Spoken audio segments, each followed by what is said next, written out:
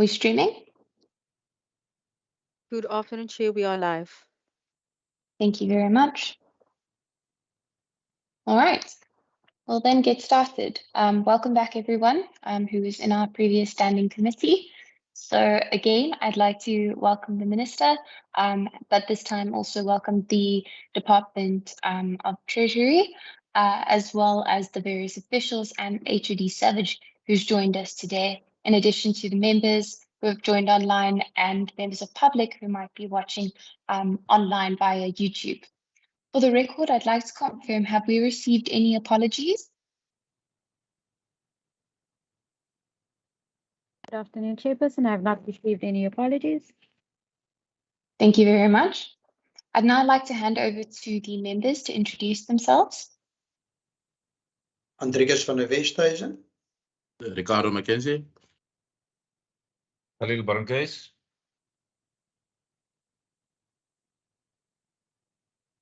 Okay. Member Nomin Kondlo. Thank you, Member. I believe those are all the members that we have online. I'd now like to hand over to the Minister, HOD, and respective officials to introduce themselves. Good afternoon again, Chair, and to the honourable members. My name is Mireille Wenger, the Minister of Finance and Economic Opportunities, here for Vote 3's budget. Thank you. Thank you very much, Minister. HOD. Good afternoon, Chairperson and members. David Savage, Head of the Provincial Treasury. And I'll hand over to my two DDGs, Ms. Cantana and Dr. Haverman, and then there are a number of other officials with us today. Thank you, HOD. Okay. Good afternoon, Chairperson, members, Minister, HOD and colleagues. My name is Julinda Cantana, Provincial Treasury. Good afternoon, Chairperson, Minister, HOD and colleagues. My name is Roy Hartman. I look after fiscal and economic services. Perhaps I should suggest that the rest of my colleagues introduce themselves alphabetically, starting with Ms. Andy Speck. That would be okay, Chair? Good afternoon, Chairperson, committee members and Minister.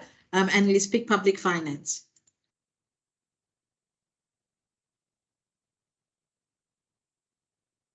This is Anna Marie. Go ahead. Good afternoon, Chairperson, members, Minister and HOD. I'm Anna Marie Smith and I'm the Chief Financial Officer. Thanks. Aziz.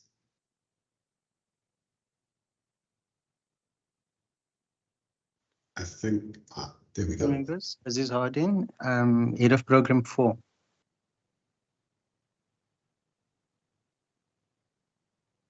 Nadia. Good afternoon, Chairperson. It's Nadia Ismail, Director for Strategic Operational Management Support. Thank you. Nasreen. Good day, Nasreen Carlos from Financial Management.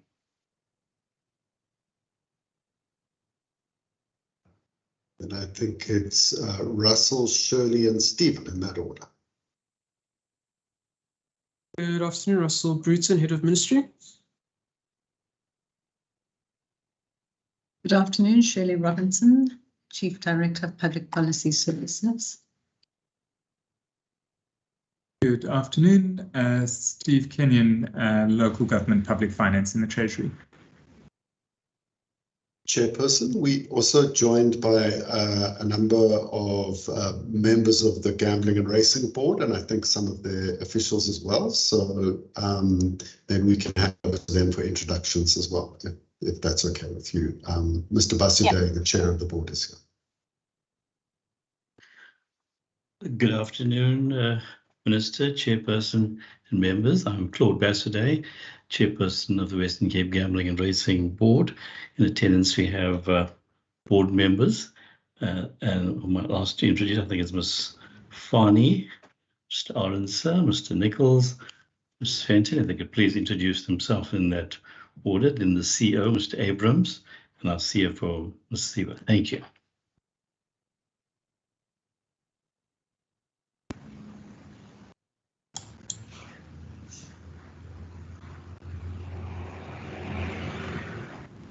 Members, could you kindly keep yourselves muted and turn your video off if you are not speaking? Good afternoon, Chairperson, Minister and members. Terence Arendse, Board Member.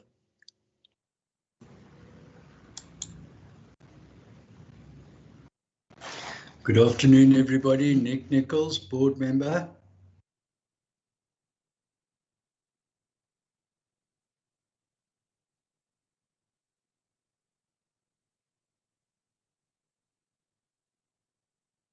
Thank you. Are there any further introductions from the board?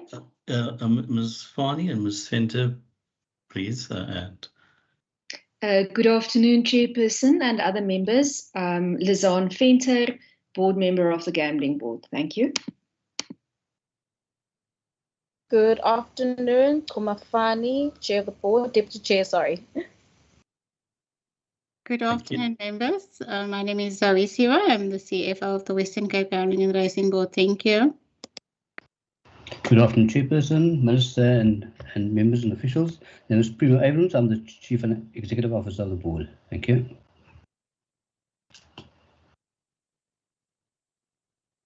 I think that's it from us. Thank you, Chair. I think that's everyone, Chairperson. Thank you very much. All right, welcome everyone. So we'll now move on to the next portion of our program, which is essentially a house rules session.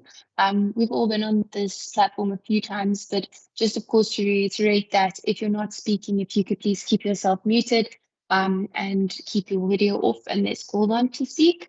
The same rules that guide a standing committee will apply in this case as well. I would now like to hand over to the Minister to make some introductory remarks, as well as to the HOD, should that be in order, Minister. And then we'll have an opportunity for general questions pertaining to those introductory remarks. Over to you, Minister. Thank you very much, Chair. We're here to present the budget for Vote 3, Provincial Treasury, which sees an overall decrease of 2.79 million rand for a total budget of 318.8 million rand. Here we see some earmarked allocations surrendered back to the Provincial Revenue Fund. There are also some shifts between programs. In addition, there are a few rollovers, and then we see some increases in the budgets for goods and services, as well as capital assets and payment for financial assets. With that as a very broad overview, we table the budget with this committee. Thank you. Thank you very much, Minister. Minister, should HOD also come in?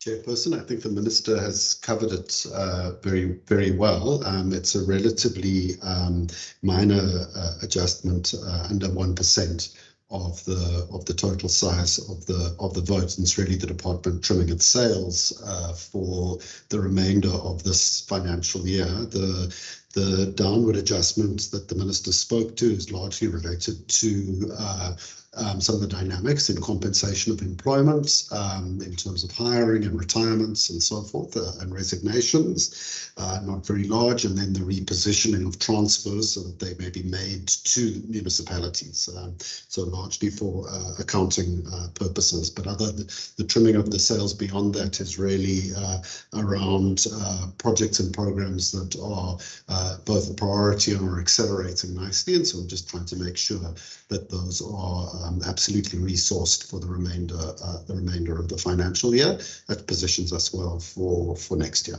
Thank you. Thank you very much, HOD. Members, ordinarily I would invite you to ask general questions after the introductions, but for the sake of time, noting that we have additional business to discuss after, I would now like the committee to proceed to consider Vote 3, Provincial Treasury, that's pages 37 to 50. We'll table this in its entirety, and we'll also have the opportunity to ask introductory questions as well as questions pertaining to this vote.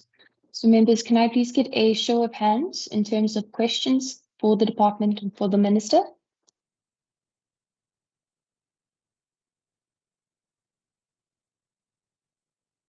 I see 2 hands, firstly Member Nkondlo and then Member van der Westhuizen.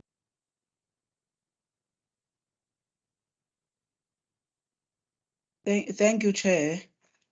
I've got first a general question that I would like to ask to the Minister and HOD if they do have that information or can share with me at a later stage, just to get a sense of the overall funds that have been sent back or returned to the Provincial Revenue Fund by all departments. Do you have that particular figure and with specific also on COE?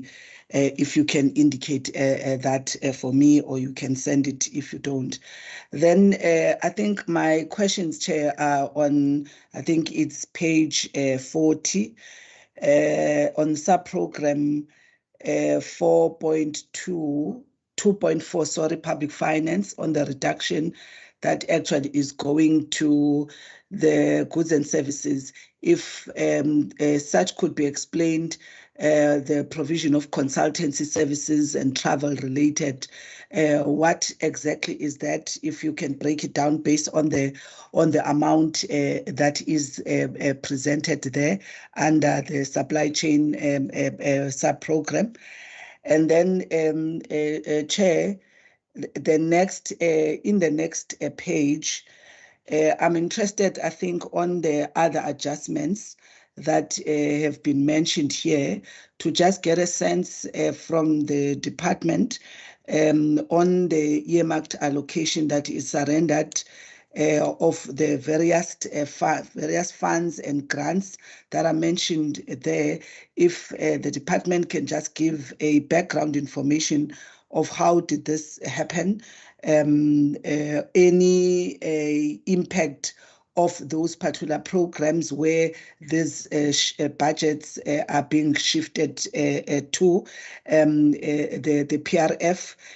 What are the implications? Why are we actually shifting these funds back to PRF? Thanks, Chair. Thank you, Member. I recognize Member van der Westhuizen. Yes, thank you, Chair. Chair, I asked a similar question during the previous session, and unfortunately, I didn't get the answer. It's regarding the savings due to delays in the appointment of staff.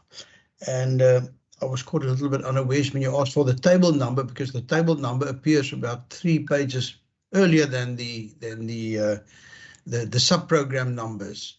But if I could refer you to, a sub-program 2.2, 2.4, 3.2, 3.3, and I'm referring here to pages 40, 41, where it says, and it's savings identified as a result of a vacant post not being filled, but then almost like a repeating refrain, we've got savings identified as a result of the later than anticipated filling of vacant posts. Then the next one, compensation of employees, savings identified as a result of the later than anticipated filling of vacant posts. The next line, savings identified as a result of the later than anticipated filling of vacant posts. Now, earlier today, we were told by another department that, some of the appointment processes are being handled by the Office of the Premier, and apparently that is where the delays are being experienced in that department's case. Is this a similar experience that this department is having? And is there something we can do about it? What delays did you expect, and did you anticipate? And how much worse is this filling then now than what you anticipated? If we could just get to this, because I think it's important for future budgets that one be able to project more in line with what is going to happen in reality. Thank you so much. Thank you, Member van der Westhuizen. Member Mackenzie. Thank you, Chairperson. Just on page 39, the bursary underspending there, the 1.1. I'll just go to my second presentation. Page 39. The savings identified due to the lower uptake. Can we just get an indication, presumably from the HR representative, what was the reasons that the staff didn't take up these bursary opportunities? Because it's quite a lot of money for individuals not taking up the bursary opportunities. And then Member Andrika dealt with the second question again. If one can get just an understanding, is it because where I'm sitting, it seems like there was a lack of planning, but that could not be the reason. So if because the question was asked in the earlier meeting as well, what was the reasons behind these things? Because just savings identified due to lack of posts doesn't tell us what the reasons are. And then the third question, Chair, is that in the gambling board, it says reduction in transfer to the Western Cape Gambling Board due to adjustment of statutory fees. If we can just get more details of it, and because it creates the impression that it's obviously a savings in here, but it has an effect on the gambling board. So if one can just get more details around these, and I know these are probably statutory wording that you have to do, but it'd be nice in the future, Chair, and we can discuss in the other committees as well, that we get notes in addition to this as to what is the real reason behind the statutory wording. Thank you. Thank you very much. For this round, I'll hand over to the department and to the Minister. Thank you. I'll hand over straight to the HOD. Thank you, Minister, Chairperson, and members of the committee.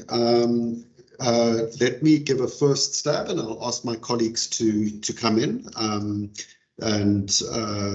So starting with Honourable Nkondlo, I think the question of all the surrenders that have been made back to the Revenue Fund across all votes, if I'm not mistaken, is the subject of a parliamentary question that I think we're going to provide you with that in as much detail as that we have available, which is obviously on the financial side, but on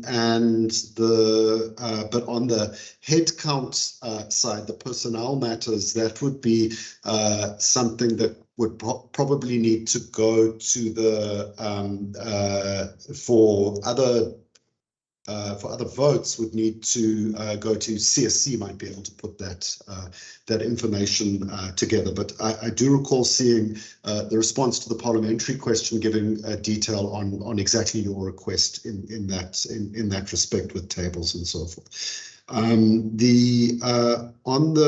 Your question related to program 3.2 on supply chain, the asset management, the consultancy services. This is an asset management project that we are rolling out district by district in association with the municipalities in every district. And it's looking, in its first phase, it is helping to describe the current state of asset management systems right across the full scope of what constitutes asset management for each municipality, and in a way a sort of maturity model that then will allow a set of targeted interventions to enhance asset management to follow from that. Now, obviously, the province does a number of things in the asset management or the infrastructure space to support municipalities, because we are quite concerned about persistently low levels of capital expenditure by municipalities, and it's spending not just on new assets, but also on the maintenance and rehabilitation or replacement of assets within a broader asset management framework. So in a way, what this constitutes is the rollout of a local government infrastructure delivery management system, but it's the starting point of making sure that we are responding to the needs of individual districts. The two districts, if I'm not mistaken, where this is currently rolling are in the Karoo and West Coast, but my colleagues may correct me if I've got that wrong. And this is very much a first phase, I think, of an initiative in this respect. I think your final question was on page 41, associated with the surrenders. There are different reasons behind each of these surrenders, and when it comes to the Infrastructure Development Improvement Program, this actually relates to compensation of employees and an OD exercise that is still underway. You will recall that last year we tried to, last financial year, we did actually manage to attract a very top-end chief director for infrastructure, but could only offer a one-year contract, and that person was immediately able to kind of get a better offer at the same rank, I understand. So we've gone back to OD to say we need to really look at our permanent structure in this respect, and so and that has delayed the spending on compensation there. Otherwise, we'll just get stuck in that loop again. Was our estimation. So that's for that first item. The items related to the financial management capability grant were money that couldn't be found for money for which there were not sufficient projects to allocate to, but I think Mr. Kenyon can speak a little bit further to that, as well as to the municipal interventions grant in that respect. Honourable van der Westhuizen, on the question of the delays in the appointments of staff, I've given, in terms of the one delay on the Chief Director Infrastructure because of that outstanding OD exercise, I think other reasons that lead to that delays are, and I'd explained it when we spoke last on this matter, that while there's only a month's notice required to resign, it can take a number of months to find a suitable candidate and then get that candidate to start that person to start work and thus be eligible for a salary payment. It's made a little bit worse in our environment by two factors. The one is that we're most often in the market for very specialized skills. So when we go out to the market in the first instance with an advert, we may get a lot of responses, but very few, if any, people that would fit the full scope of the job description and our requirements. And so that is a challenge for us, and it often leads to us needing to re-advertise positions, and that leads to further delays. Secondly, often, in some cases, resignations or not so much retirements, but resignations are a bit unexpected. People get offered a better job somewhere else. My view is that I would not necessarily place blame with our colleagues in the CSC. I always believe we need to sort our own house out first, and that's certainly what we've been focusing on doing. We've strengthened our relationship with the services that are provided by the CSC in personnel matters and specifically on recruitment. It's something where I think both sides have had to learn from each other a little bit. But I think our predominant problem is that we're accessing specialized skills pools. And in the one case, of course, we have an OD exercise. I think we are getting better as we've got on top of what had been historical underspending and high level of vacancies. I think we are getting much better at our projected capacity and our accuracy, but there will always be inaccuracy in here because a lot of the things we just can't anticipate. We can't get to a situation where we don't have the funds available to spend when we've actually employed someone and made that commitment on the compensation side. So I hope that provides a little bit more clarity on that matter. Honourable Mackenzie, on the question of the bursaries, why they're not taken up, I will ask Ms. Ismail to speak to that, and I will ask the CFO to speak to the Gambling Board reduction matter. So perhaps I'll go first to Mr. Kenyon on the grants, then to Ms. Ismail, and then to Ms. Smith. Thank you very much, HOD. So just to give a brief outline of what's happened with the grants, the members might remember at the beginning of the financial year, we announced that we were consolidating 2 of the conditional grants that the Treasury had. So we previously had separate grants that funded sort of similar parts of our capacity building suite, and we've merged them into a single Western Cape Financial Management Capability Grant, and that grant is allocated based on the conditions in the grant framework, as well as the outcomes of the SIME and time processes, the engagements that we have with municipalities on a technical and strategic level around their adjustments, budget and governance issues in the time process, and then in the SIME on their main budget processes.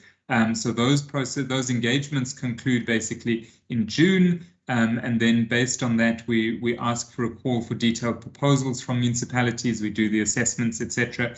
There is also a bursary component of the grant, and that bursary component was reviewed, and past performance on that was reviewed. So all of which is to say that at the time that the main budget was tabled in March, the funds in that grant were unallocated. So following those processes that I've just talked to, the grant funds were allocated.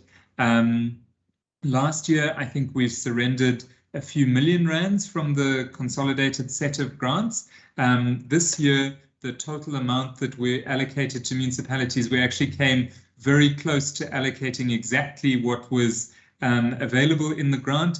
But after we had sort of been through the allocation process, one of the municipalities actually came back to us and said that they wouldn't be able to implement what they had originally said they would be able to implement. So we have an amount of 417,000 Rand that remains unallocated in the grant, and that we will hopefully find an additional project in a municipality and allocate before February, so that we have time to transfer the funds for a relatively small project to be completed before the end of the municipal financial year, which of course ends 3 months after the provincial financial year. There is an amount from that grant of 274,000 that we weren't able to allocate to a project. So the total amount at the beginning of the year for the grant was 18.7 million. We weren't able to allocate 274,000, so that's surrendered to the Provincial Revenue Fund. And there's also an amount of just over 900,000 Rand that was shifted out of that grant and onto the vote of the department for the asset management project that the head of department was talking to earlier. So that's a project that, instead of transferring funds to municipalities to implement one by one asset management projects, the province is funding transversely. So it's a project that easily could have been funded under the grant, but it's more efficient to fund it transversely. So I'm sure members would agree that it makes sense that we do it that way. So that's the one grant, that the consolidated capability building grant that we have for municipalities. And then the other grant that the Provincial Treasury manages is the Western Cape Financial Recovery Services grant. And that grant is only available to municipalities that are under intervention.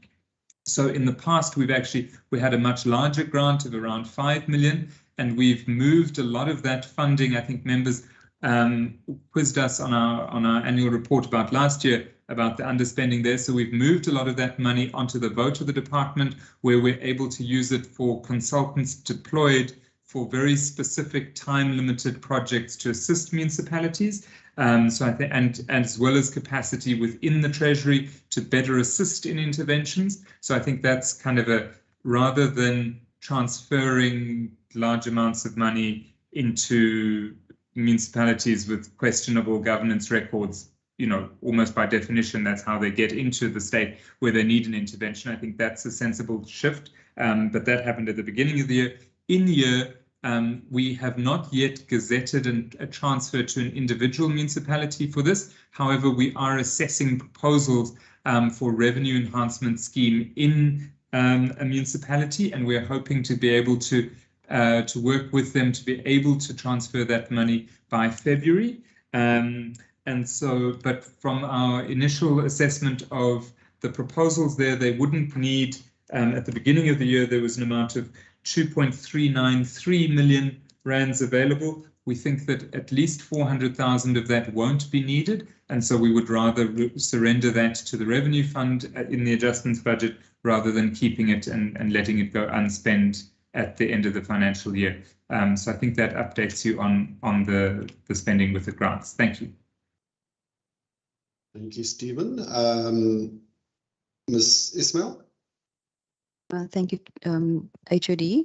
So in response to the question regarding our bursary and the lower uptake, in terms of what I can report to the committee is that in terms of our external bursary program, what it is that we cover is full tuition fees and then a minimal amount of 3,000 rand for textbooks. And we have found ourselves having to compete with other bodies such as NFSAS, whose offering is much more attractive and who we unfortunately do lose some of our bursary applicants to. I mean, in recent years, we have experienced that a number of our eligible bursars, when we offered them the bursary, to turn it down in favor of a package that includes much more. We've experienced that they do offer transport, they offer catering, and they also offer accommodation, which unfortunately in the context of our fiscal envelope, we are unable to cover. But it's fancy that you bring this question up. In that this very morning our HRDC had met and we had discussed this very concern, and it has been concerning us for a while now.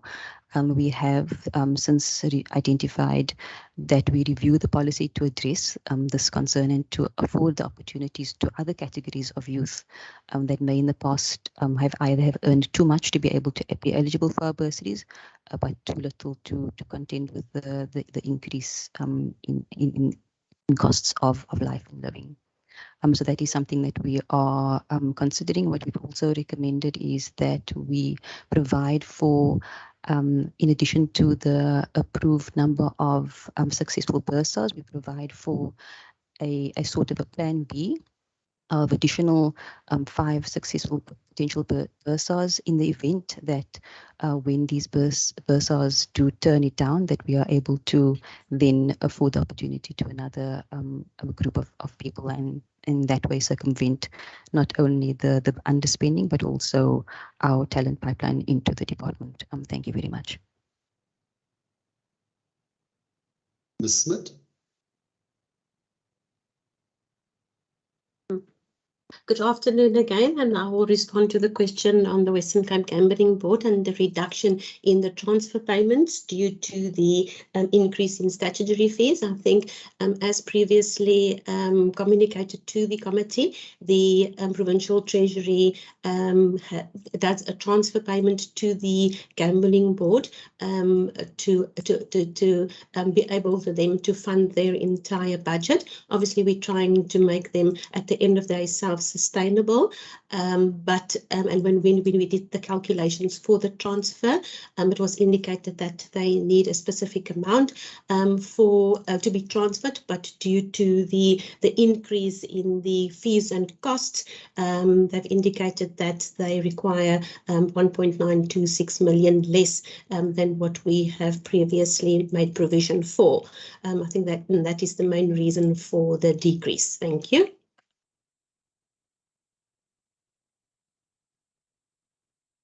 Thank you, Chairperson.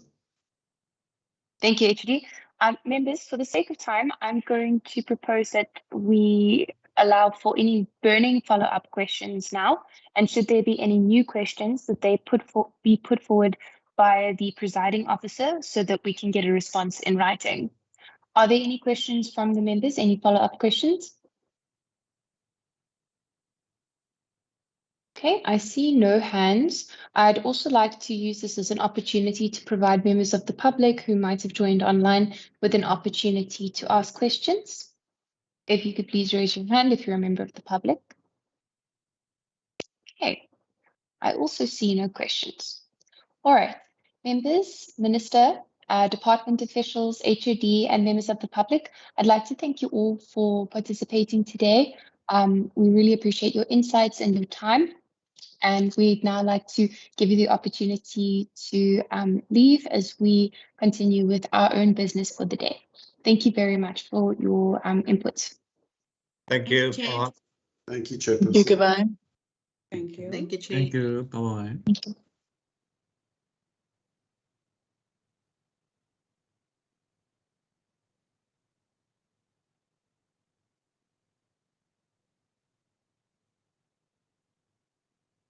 All right. Hello, everybody. So in terms of the next portion of our program, I would now ask members if they are ready to consider the committee report on vote 3. If members could please express whether they support the vote or whether they reject the vote. And we'll take our process from there. Members, I'm going to open the floor now. I see a hand. Before that, Chair, can I raise a question? Yes, member. Oh, thanks. Chair, can I just ask, man, given the load and the time pressures, what would be the best way of allowing, I see the innovation now of saying members can also write questions to the presiding officer, which shall be answered later. Because remember, all of these questions are supposed to form part of the opinion one makes on the vote. So I think at a certain point we may need, and I think I'm needing guidance, because they arrive within a very short space of time. We have to read, we have to ask questions, and then we only have an hour. So I think that's an issue that I'm grappling with in terms of how we have to deal with the pressures of time of what gets to be presented to us during these kind of budget adjustments. Okay, absolutely. Thank you, member. I think this is something to note under resolutions, and it's possibly also an area in which we can get procedural guidance from. But if you are happy for us to do so, I'd like to move on and discuss whether we support the bill or not.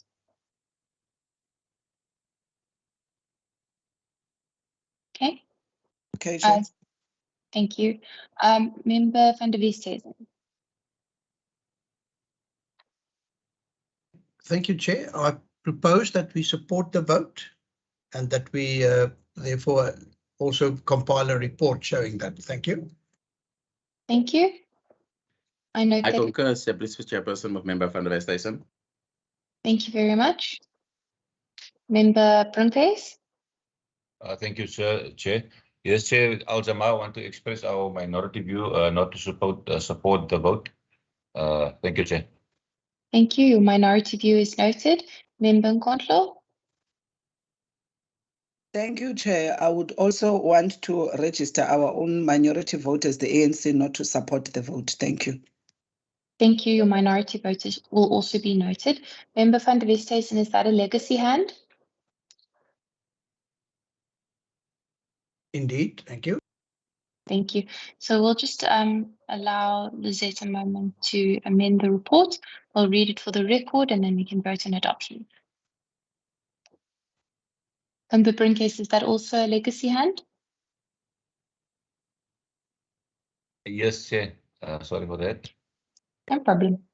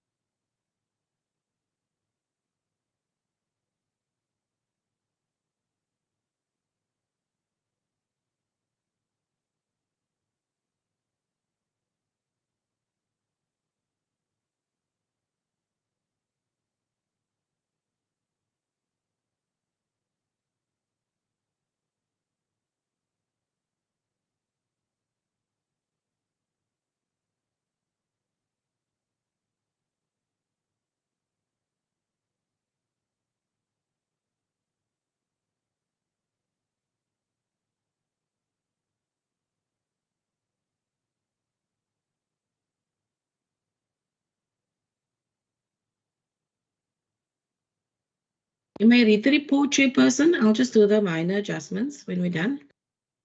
Okay, thank you very much. If you could just scroll up slightly, please. Okay, thank you very much. Members, I will now read the report for the record. Committee report to the Standing Committee on Finance, Economic Opportunities and Tourism on Vote 12, Economic Development and Tourism, and the schedule to the Western Cape Adjustments Appropriation Bill B3 of 2022, dated 28 November 2022. The Standing Committee on Finance, Economic Opportunities and Tourism reports that it has concluded its deliberation on Vote 12 and economic development and tourism in the schedule to the Western Cape Adjustments Appropriation Bill B3 of 2022 referred to in the committee in terms of Standing Rule 188, and it supports the vote referred to it. Noting the minority view, in terms of Standing Rule 90, the African National Congress and Al Jama expressed its minority view to not support the vote. I see a hand from Ms. Adams. Apologies, Chair. I just noticed that your economic development, we should be reading Provincial Treasury's draft report. Thank you. Yes, well Okay. spotted.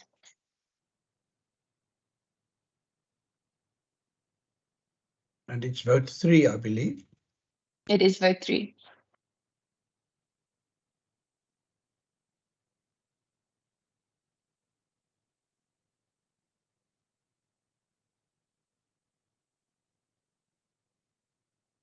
Members, perhaps while Lizette makes those edits in front of us, we can vote on adoption.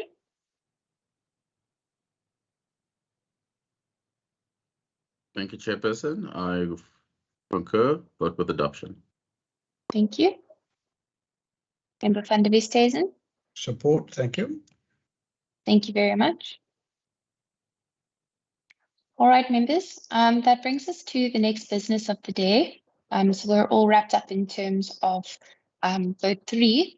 What I'd like to discuss now is the way forward in terms of the copyright and performance protection bill. So to inform you of the direction that we've taken to date, apologies, Zahida, is that a legacy hand as well? Apologies, it is a legacy hand. Thank you.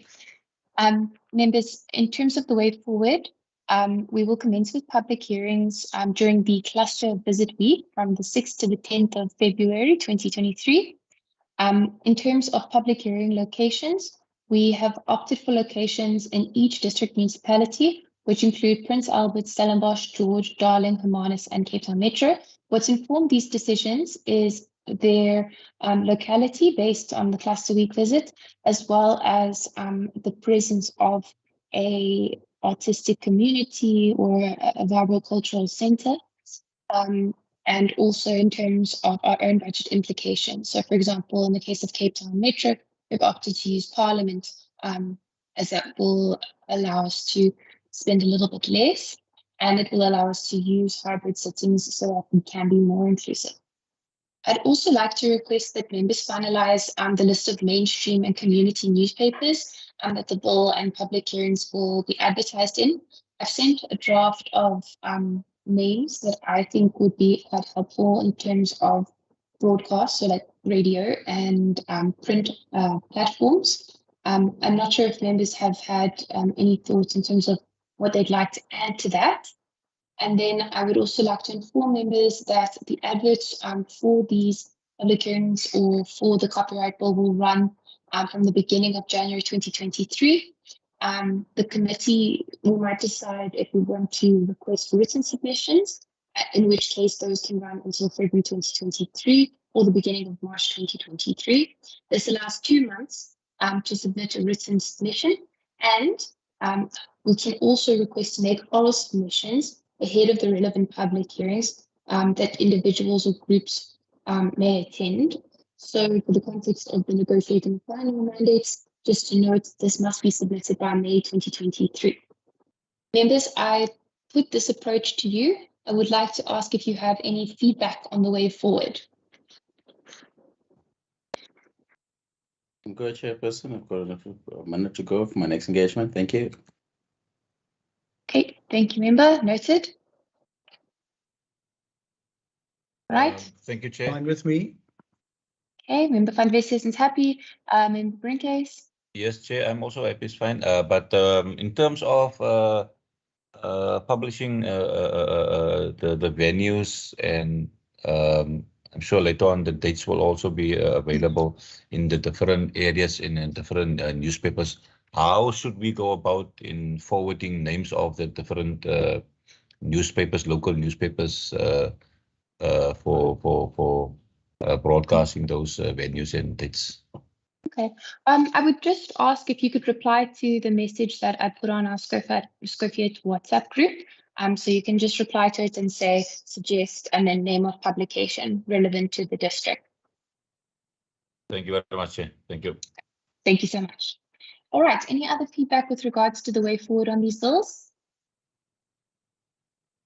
Okay, I see none. Members, thank you very much. I'll see you tomorrow for the adoption of the minutes.